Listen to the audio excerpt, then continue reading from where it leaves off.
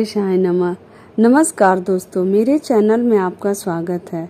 आज मैं आप लोगों को गणेश चतुर्थी या भाद्रपद मास में पड़ने वाली संकष्टी चतुर्थी की व्रत कथा सुना रही हूँ। पूर्व काल में राजाओं में श्रेष्ठ राजा नल था। उसकी रूपवती रानी का नाम दमयंती था।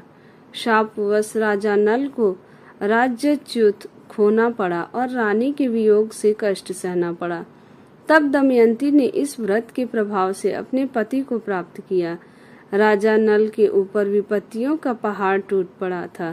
डाकुओं ने उनके महल से धन, गजशाला से हाथी और घुड़शाल से घोड़े हरण कर लिए तथा महल को अग्नि से जला दिया। राजा नल भी जुआ खेलकर सब हार गए।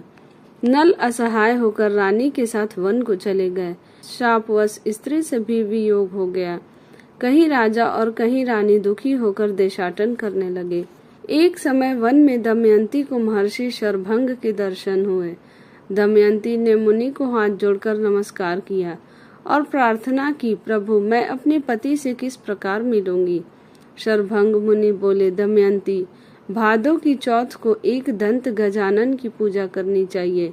तुम भक्ति और श्रद्धा पूर्वक गणेश चौथ का व्रत करो, तुम्हारे स्वामी तुम्हें मिल जाएंगे।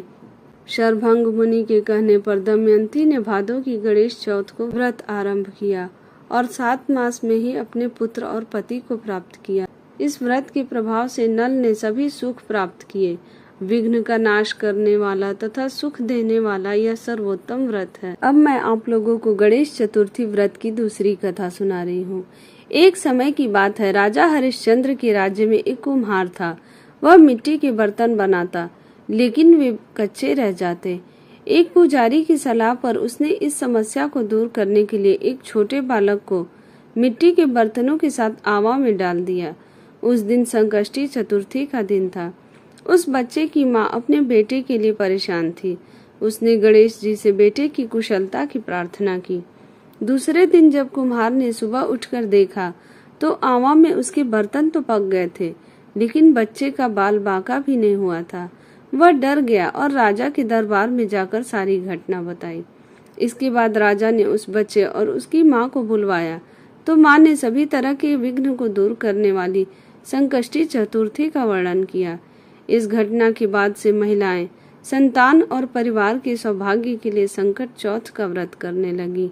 अगर आपको मेरी यह कथा और जानकारी अच्छी लगी हो तो मेरे वीडियो को लाइक शेयर जरूर करें और कमेंट में श्री गणेशाय नमः जरूर लिखें।